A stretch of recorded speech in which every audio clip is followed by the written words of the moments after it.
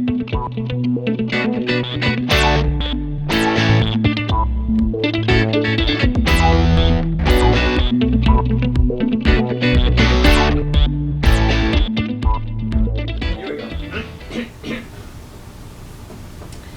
again. Hey, it's me, Joe. And you know, after last week I aired something personal, the love story between my wife and I. And along that same vein, I'd like to share with you from my book that I did that's called My Golden Memories of My Ruth and Sam, my G-R-A-N-D, parents. And they were just wonderful people. They helped make me into the person that I turned out to be. And God really blessed me with my grandparents on my mother's side. When they got the divorce, both my mother and father were in their 20s and they didn't want to be held down by a kid. My grandmother, when I was a year old, said, "We'll raise him." And at 5, they adopted me as their son. And their stories are so great. I'm going to share with you now about my grandfather. His name was John Edward Garretson, and I called him Sam. For some reason, from the early days, I started calling him Sam. It turns out that was his father's name. I didn't know that, but I would call both of my grandparents by their first name, but always with the utmost of respect for them. So I'd like to share his life story with you. And then the following week I'll be sharing my grandmother's life story. Her name was Ruth Lee Adams before she married my grandfather. And she has a most interesting story as well. Both of them were excellent Christian people. They set such an example for me. I was so blessed. To be honest with you, I was blessed better than I would have been with the natural parents I had. And like I've often said, I would put my grandparents who raised me, who were my parents, close second to Joseph and Mary. I don't think anybody in this world ever had better parents than me, except for maybe Jesus. But I would say they were really close second to them. Now, my grandfather was born in Hinton, West Virginia, and he was, like I said, the oldest child in a large family. And let me tell you a little bit about his early work history. He dropped out of school as a young boy, being the oldest in the family, to take a job to try and help supply money for his widowed mother and all of his siblings who were younger than him. The job he took was as a water boy for the Chesapeake and Ohio Railroad. His job was to carry buckets of water to the men that were laying track and give them water to drink when they took a break or when they were thirsty.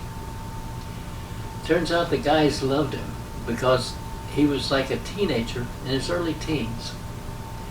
But what he would do, and he wasn't huge, my grandfather was 5'6" tall, but he would come to the guys that he saw that were really having a struggling time.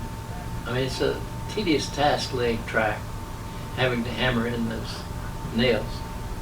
And he would come over to them and ask them if they would like to take a break, and he would take the sledgehammer and pound the nails in while they took a break. And he was constantly volunteering to help people that he saw that were getting kind of wiped out. The foreman allowed him to do it. But all the men loved him because of that. His concern for each one of them was real. And so he was self-taught. As I say, he dropped out of school in his early teens. He got a hold of books from the library and would study by lantern light and taught himself. That was where his education came from. And as he got a little older, into his 20s, he met and he fell in love with and married Ruth Lee Adams, who was a beautiful young lady from Wytheville, Virginia. And they had a daughter, Margaret Lee Garretson, my mother. Well, it turns out Sam was given a promotion as supervisor of a work crew.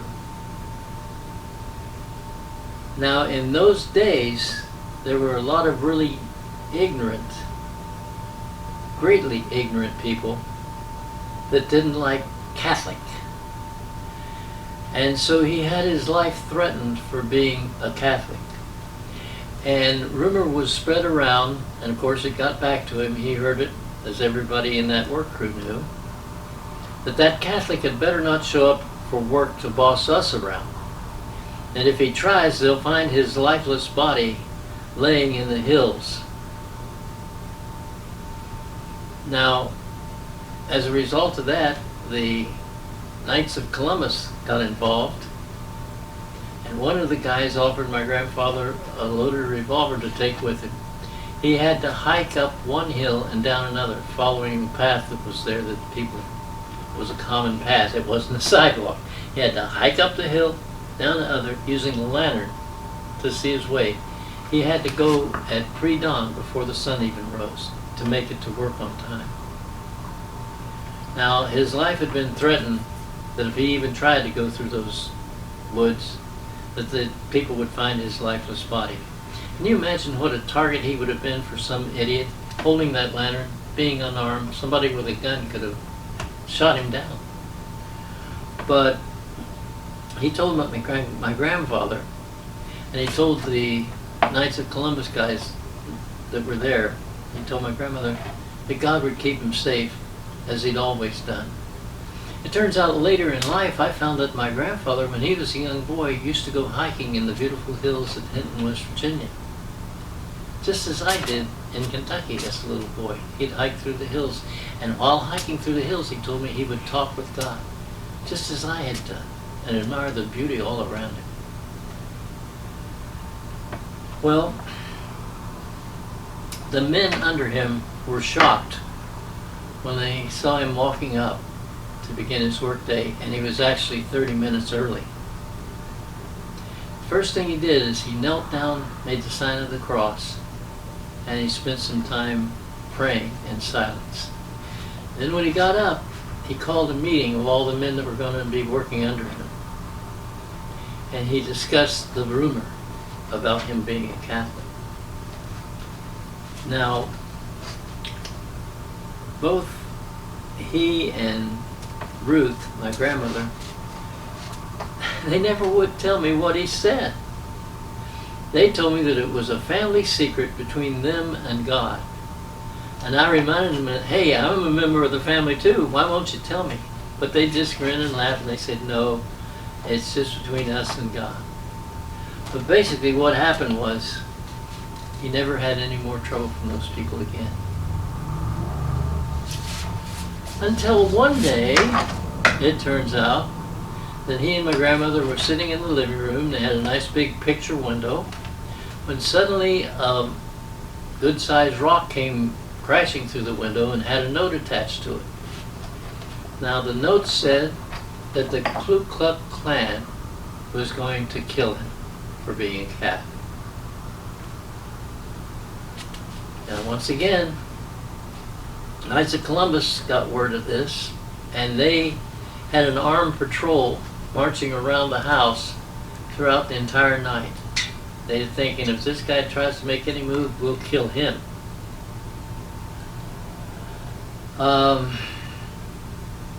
This time, that note really got to my grandmother, because there was a fairly good-sized contingency of the Ku Klux Klan in the area that they lived in.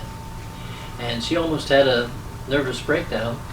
So they made a call to our family doctor, and he made a house call on her, came to visit her, and he gave her a sedative. Now this doctor, he asked to see the note. So my grandmother showed him the note, and he read it, what it said, and that it was signed Ku Klux Klan. At that point, he asked if he might use the telephone. So he left the room to go out to the living room and get a hold of the telephone. While he was gone, my grandmother looked down at his bag that he'd left open, and she noticed a piece of paper, a folded piece of paper that was in it. Curiosity got the best of her, and she reached down and pulled that paper out and looked at it. And would you believe it? It turns out that this paper had printed on it a list of members' names, addresses, and phone numbers of the Ku Klux Klan, and that at the top, it turns out, her family doctor was the head dragon of the Ku Klux Klans. The one who was treating her was the head of that group.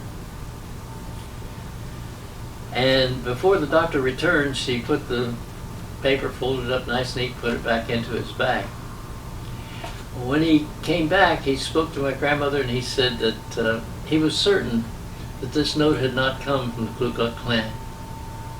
And he said that he knew some of the members, and that he'd called and spoke with them, and that she had nothing to worry about her husband because every member of the Klan respected my grandfather for the quality of man that he was. He was known as being a person who treated everyone equally, treated them with respect. Even when he had to choose someone out, it was because they'd earned it, and he didn't overdo it and he didn't underdo it. He did it right. So the doctor said that he'd been on the phone to one of the members, and that the Ku Klux Klan was going to investigate and find out who actually was behind that note, and that she need not worry about the safety of her husband.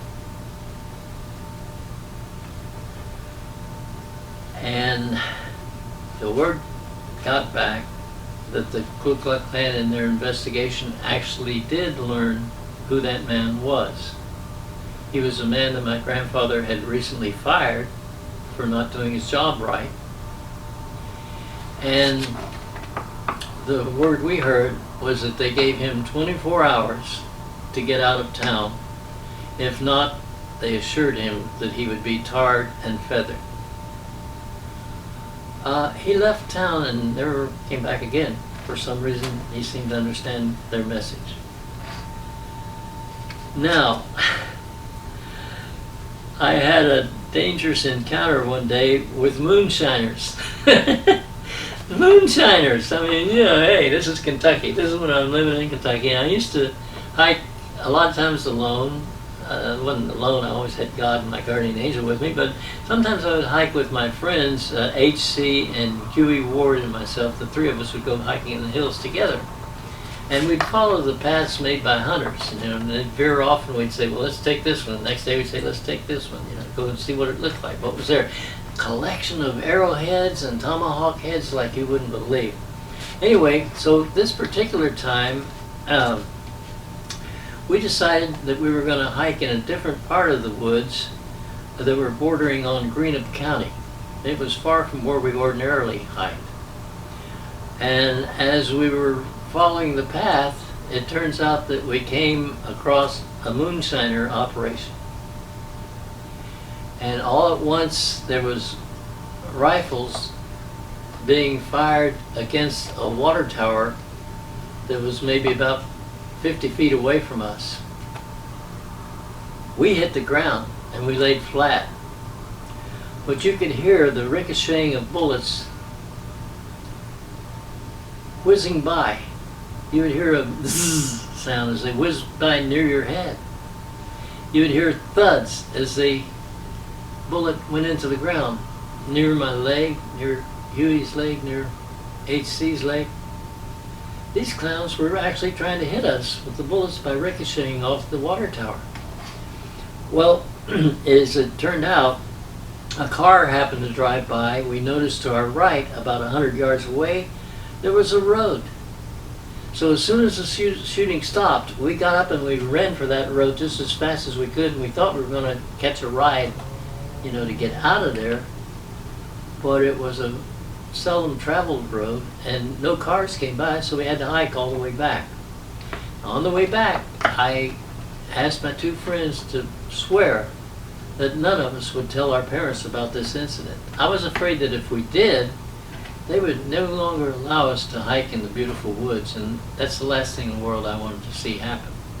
So both HC and Huey said, "Oh no, I won't tell." Somebody squealed, and the parents found out. It wasn't a happy scene. So my grandfather, when he heard the full story, which he got out of me once they knew, he asked me and I told him, just like I told you, I told him the full story of what had happened. He got very angry. And he also called and got together with Huey's father, Alfred Ward, who was president of the local bank. And HC's father wasn't interested in getting involved. He'd had a nervous breakdown during World War II, and he got orders that he was going to have to go and fight in the Pacific, and he got a dishonorable discharge. He's the clown who held me down while he had his son beat up on me. I don't know if I related that story or not, but basically he was a coward. So he wasn't involved, but Alfred Ward and my grandfather were. And what they did is they went to the local sheriff, and they pressured the sheriff to lead them to the moonshiners' camp. At first the sheriff denied knowing anything, but it was a well-known secret that the sheriff got kickbacks from the moonshiners for not bothering them. Well, as they entered the camp with the sheriff and Huey's dad, they went to talk about the incident that just recently had happened.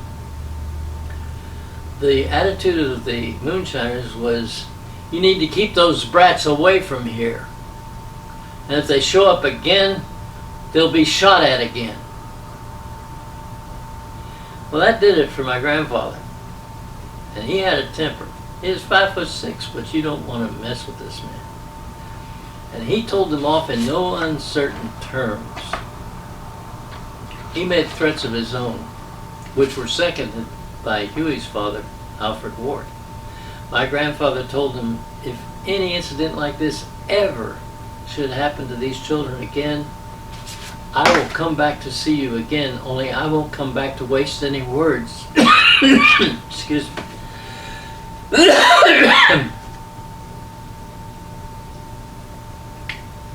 He said, "I won't be coming back to waste any words on you." He said, "I'll be bringing my gun and plenty of ammunition."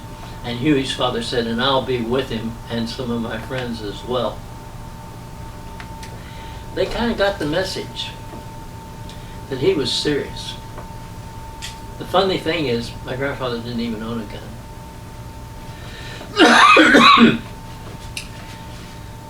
Now, you remember in the movie Patton about how General Patton would cuss people out. And my grandfather had the ability to really cuss heavily, but he never did at home. He and my grandmother got along lovingly, and never a harsh word between them, and certainly never any cussing. And so I grew up in a home where there was no cussing. But one day, I would at times go and visit my grandfather in the shop that he was master mechanic over in Russell, Kentucky. Had a lot of people working for him. But I would go there to visit with him for a little while. As I was heading towards his office, I saw him.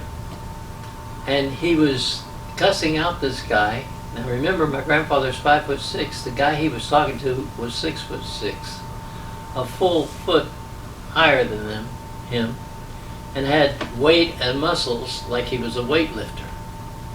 And my grandfather was chewing him out one end to the other, and that guy was shaking. He was actually shaking. And I hid and watched this scene, and I was very impressed by it. So once it was over and he dismissed the man and the man went back to work, I came out of my place of hiding and I came up to my grandfather and I told him, "Oh, how proud I am of you, the way that you cussed that guy out, as big as he was, and you had him shaking."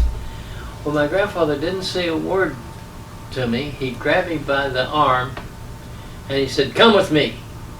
And then he went to this nearest room and he walked in the room, and it was a room where they had a platform, and there was a lady that was using chalk to write on this huge blackboard.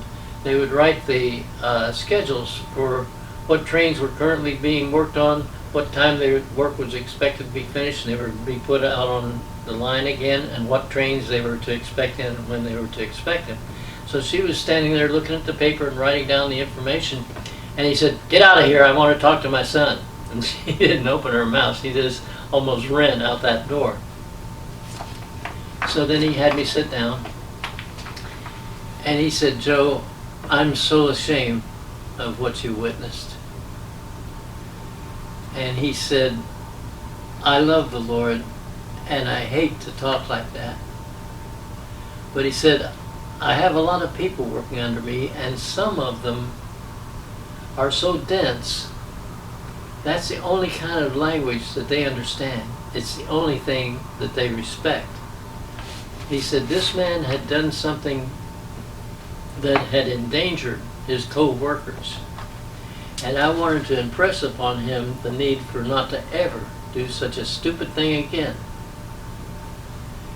And that's why I talked to him like that. It was the only way that he would have understand what I was trying to communicate.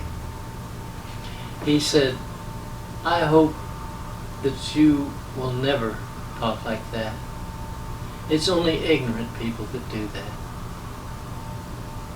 You know, that made such an impression on me that during my entire period of growing up from that time on, I very rarely would ever cuss at anybody unless I was extremely angry and getting ready to blow up all over top of them. I wouldn't say any cuss words at them.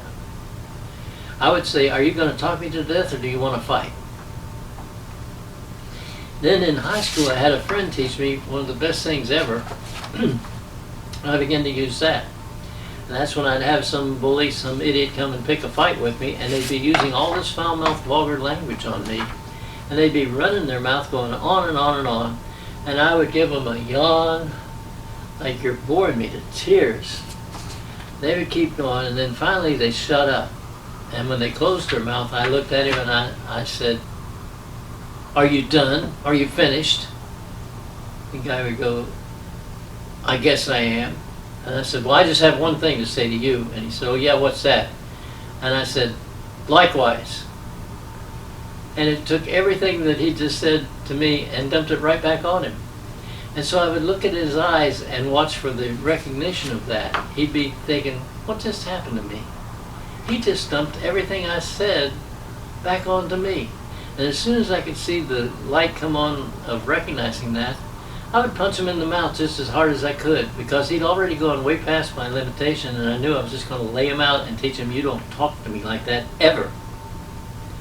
That was in my warrior days. Thank God I've been born again, and I'm not quite as bad as I used to be. Although I still sometimes can get in my flesh. Democrats really help me get angry. I can't believe people can be that ignorant. Anyway,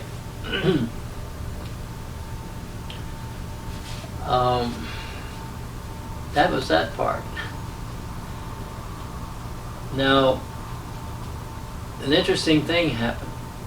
Once my grandfather retired and moved to Florida, on occasion he would have people who would work with him come for a visit. And as they did, they would reminisce on things that happened during the good old days. So he had this one guy in particular show up one day, and the guy was just cussing his head off. He said, "Remember the time you told so-and-so," and he'd run all this foul-mouthed cussing. And my grandfather said to him, "Well, you know, Bob, I want to apologize to you for that. I'm so sorry that I used language like that. I don't believe in using it anymore." And he said, "I would appreciate it if while you're here you wouldn't talk like that." Well, it turned out Bob was somewhat dense and couldn't get the message. And he kept going over reminiscing the good old days and using one cursing situation after another, and just kept running his mouth with all this foul-mouthed language. And I'm sitting there, and at this point in time, I was in my late teens. Now this guy was, my grandfather was frail. He was in his, he'd retired at 65, he was getting near 70. And what my grandfather did was a most amazing thing. He got up out of the chair and he went over to the front door and he opened the front door. And he said to him, "Well, Bob, it's been great seeing you again. I'm sorry you can't stay longer." And he said, "I'll pray for you to have a safe trip back home." Bob said to him, "Well, boss, I guess times have changed. You're not the same man you used to be." My grandfather said, "Yes, thank God, that's true. And I pray that someday that will hold true for you too." So he said, "Well, I guess it's time for me to leave." And he headed for the door. But you see, when my grandfather said that and gave him the hint, I was thinking, if this guy doesn't take the hint and doesn't get off his butt and get out this door right now, I'll personally throw him out. My grandfather won't need to worry about him because I've had enough of him too, and I'll throw him out. Well, the guy fortunately left. My grandfather said, "Well, you have a safe trip back. I'll keep you in my prayers." And he said, "Thank you, boss." He said, "I guess when I get back home, I'll tell the guys that you're not the same man we used to know." And my grandfather said, "Tell them whatever you like." That was amazing. But that's the kind of man that he was.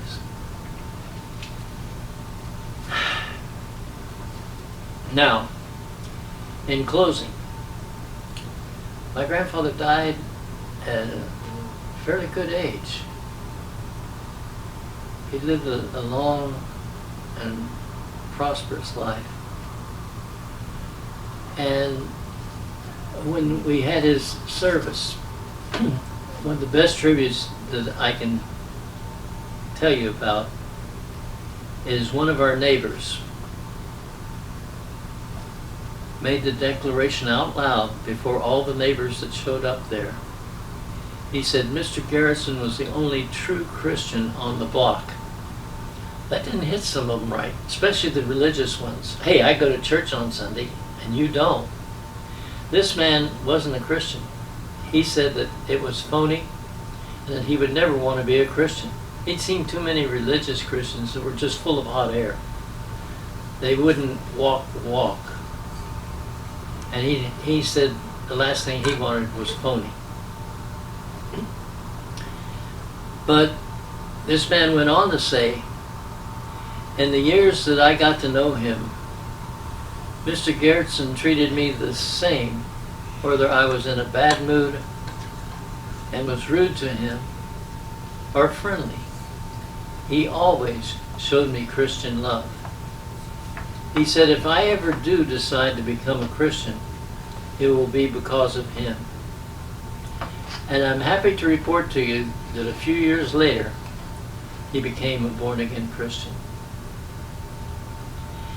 So I'm going to close here. There's a lot more about my grandfather that's in my book.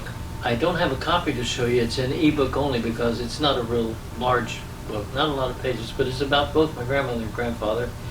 Such interesting lives and such amazing stories. But I believe you would really enjoy it. I would recommend getting a copy of Golden Memories of Ruth and Sam, my grandparents. It's available in bookstore, on all the places that sell ebooks. And it's very inexpensive because it's not a big book and ebooks are very inexpensive. I believe you would really enjoy reading it. These were amazing people, and I was so blessed by God. I never regretted having my grandparents for my parents.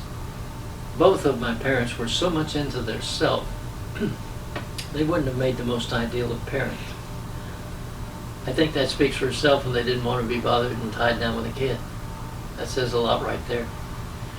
Anyway, I got to go to know my father better later in life, and his life did turn around and change, and he was a born-again Christian as well and turned out to be a wonderful man. I met the lady that he married, and she was a terrific lady. She was like a second mother to me. My brother and sister, they turned out just wonderful too. And so my brother passed away a few years back, and I do have my sister in California still alive, and she's happily married and living in California. We don't communicate as often as I would like, but she's a wonderful Christian lady. As is my sister Jim Lee, who lives here in the same apartment building that I'm in. So I just wanted to share this with you. It's kind of a part of my life that helped mold me into the kind of person that I turned out to be. I'm not perfect by any means, and I've made a lot of mistakes, as we all have. So don't look down your nose at me, because you know just as well as I do that none of us are perfect. But I'll tell you one thing. We do have the Holy Spirit that we can yield to and ask for His wisdom and guidance. Ask for the gift of discernment so that Satan won't make a fool of us. So I'll close with that and say God bless until next time.